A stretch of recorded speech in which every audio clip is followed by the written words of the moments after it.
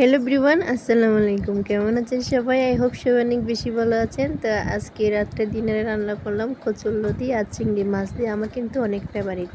লতিগুলো হচ্ছে আমাদের গ্রামের বাড়ি থেকে আসা। তো এখানে টাউনে যেগুলো পাওয়া যায় মোটা মোটা, ওগুলা ভালো লাগে না। চিকন চিকন লতিগুলো কিন্তু অনেক বেশি খেতে, অনেক বেশি টেস্ট, অনেক মজা। আমি এখানে আমড়া গোড়া নিয়ে নিছি, কাঁচামরিচ, পেঁয়াজ, টমেটো সব কিছু একসাথে দিয়ে কিছুক্ষণ ভেজে নিচ্ছি। এরপর মরিচ মশলা সব কিছু দিয়ে 15 মিনিট পর্যন্ত এগুলা কষাই নিব। এই যে কষানো হয়ে গেছে আমার, দেখতে কি অনেক সুন্দর হয়েছে দেখতে কিন্তু লতিগুলা। আসলে আমি যখন রান্না করতেছি তখন ইচ্ছা করতেছে খেয়ে ফেলার জন্য। আসলে আমি এভাবে রান্না করি কচুরলতি। আমার লতি বাজার কিন্তু সবাই পছন্দ করে অনেক বেশি।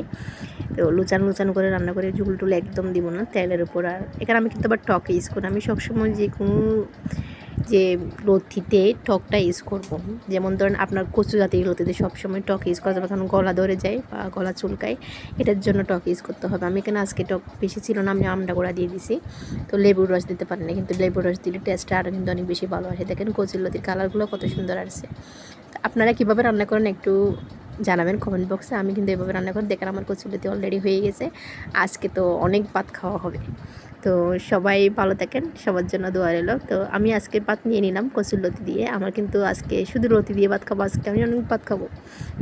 তো সবার কার কার পছন্দ একটু কমেন্টে জানা যাবে। আমার কিন্তু বেবিরাও খাইছে লতি দিয়ে ভাত আজকে।